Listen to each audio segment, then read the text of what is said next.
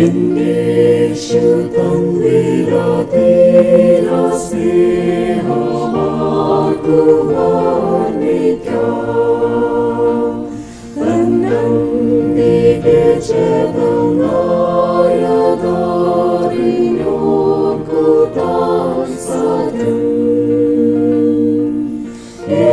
യേശുവിൻ സ്നേഹം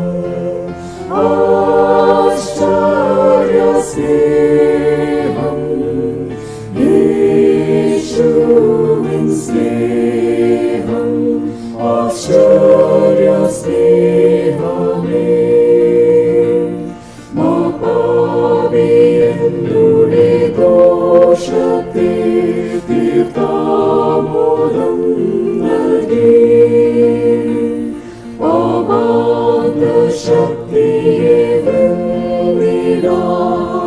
ആത്മാവും നൽകി.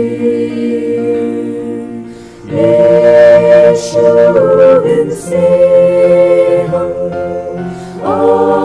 ആശ്ചര്യ സ്നേഹം, യേശുവിൻ സ്നേഹം, ആശ്ചര്യ സ്നേഹമേ.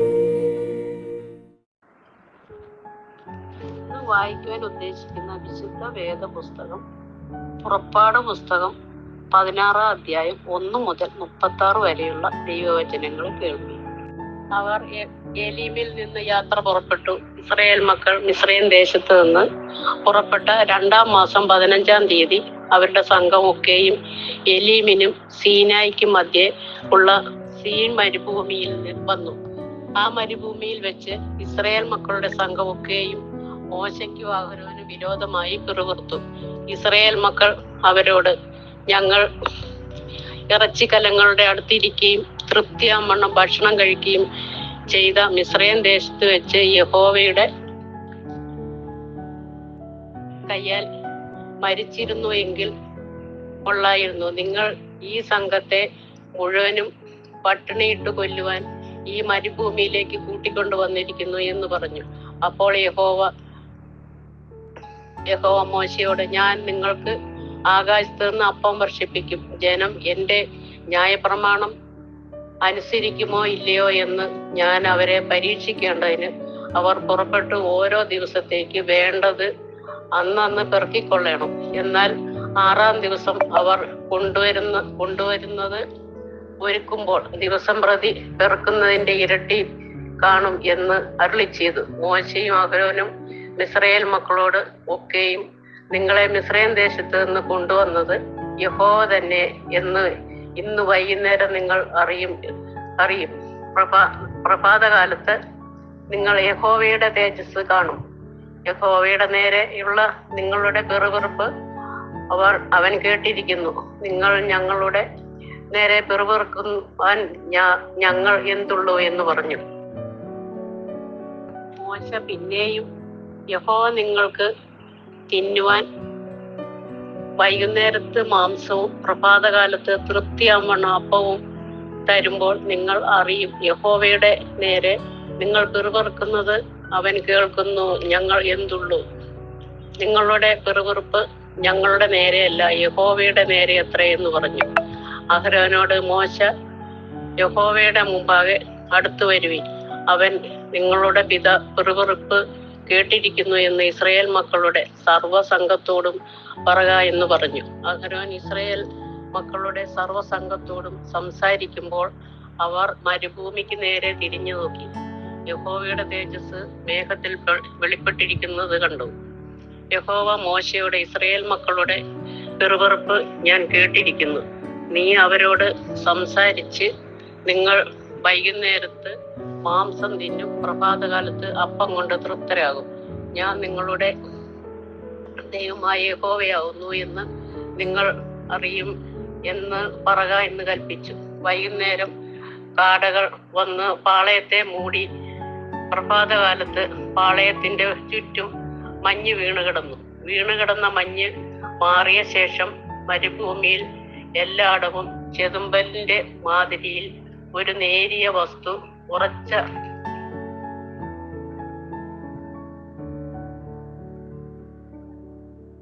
ഉറച്ച മഞ്ഞ് പോലെ നിലത്ത് കിടക്കുന്നത് കണ്ടു. ഇസ്രായേൽ മക്കൾ അത് കണ്ടാറെ എന്തെന്നറിയായികയാൽ ഇതെന്ത് എന്ന് തമ്മിൽ ചോദിച്ചു. മോശ അവരോട്, ഇത് യഹോവ നിങ്ങൾക്ക് ഭക്ഷിപ്പാൻ തന്നിരിക്കുന്ന ആഹാരമാകുന്നു. ഓരോരുത്തരും ഭക്ഷിക്കാവുന്നിടത്തോളം പെറുക്കിക്കൊള്ളുവിൻ. താന്താന്റെ കൂടാരത്തിലുള്ളവരുടെ എണ്ണത്തിനൊത്തവണ്ണം ആളൊന്നിന് ഇടങ്ങഴി വീതം എടുത്തുകൊള്ളണം എന്ന് യഹോവ കൽപ്പിച്ചിരിക്കുന്നു എന്ന് പറഞ്ഞു. ഇസ്രായേൽ മക്കൾ അങ്ങനെ ചെയ്തു.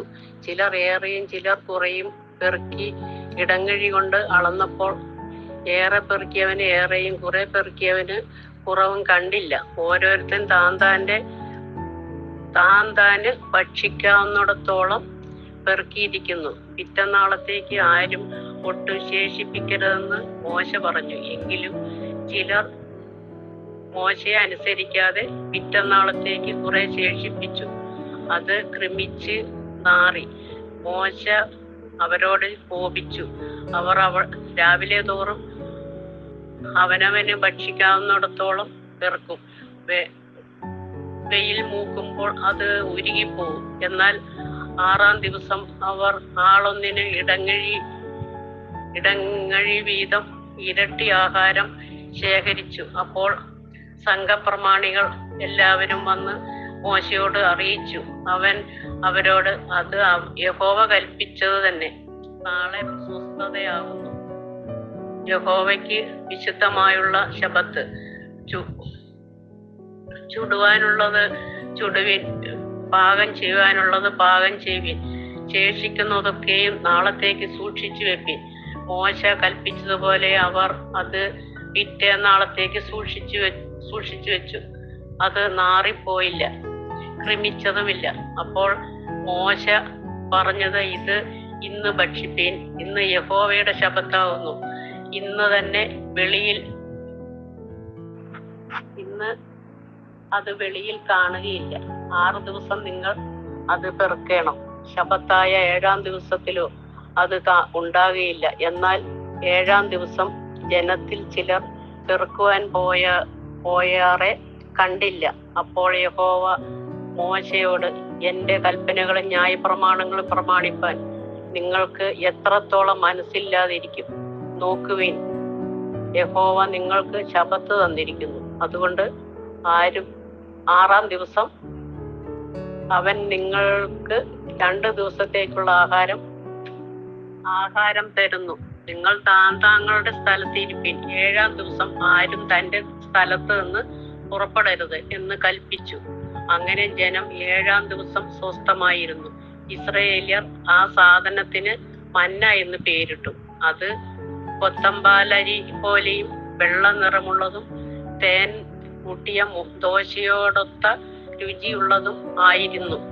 പിന്നെ മോശ യഹോവ കൽപ്പിക്കുന്ന കാര്യം ആവിത്, ഞാൻ നിങ്ങളെ മിസ്രയീം ദേശത്ത് നിന്ന് കൊണ്ടുവരുമ്പോൾ നിങ്ങൾക്ക് മരുഭൂമിയിൽ ഭക്ഷിപ്പാൻ തന്ന ആഹാരം നിങ്ങളുടെ തലമുറകൾ കാണേണ്ടതിന് സൂക്ഷിച്ചു വെപ്പിൻ. അതിൽ നിന്ന് ഒരിടങ്ങഴി നിറച്ചെടുക്കണം എന്ന് പറഞ്ഞു. അഹരോനോട് മോശ ഒരു പാത്രം എടുത്ത് അതിൽ ഒരിടങ്ങഴി മന്ന ഇട്ട് നിങ്ങളുടെ തലമുറയ്ക്ക് വേണ്ടി സൂക്ഷിപ്പാൻ യഹോവയുടെ മുൻപാകെ വെച്ചുകൊള്ളുവിൻ എന്ന് പറഞ്ഞു. യഹോവ മോശയോട് കൽപ്പിച്ചതുപോലെ അഹരോൻ അത് സാക്ഷ്യസന്നിധിയിൽ സൂക്ഷിച്ചു വെച്ചു. കുടിപ്പാർപ്പുള്ള ദേശത്ത് എത്തുവോളം ഇസ്രായേൽ മക്കൾ 40 സംവത്സരം ഒന്നും മന്ന ഭക്ഷിച്ചു. കനാൻ ദേശത്തിന്റെ അതിരിൽ എത്തുവോളം അവർ മന്ന ഭക്ഷിച്ചു. ഒരിടങ്ങഴി പറയുടെ 10-1 ഇവിടെ വേദഭാഗം വായിച്ച് അവസാനിക്കുന്നു.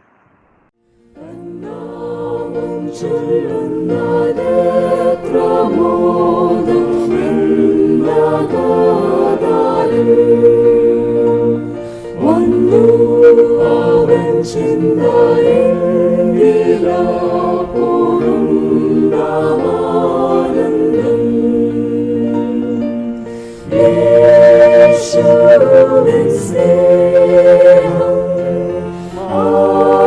ആശ്ചര്യം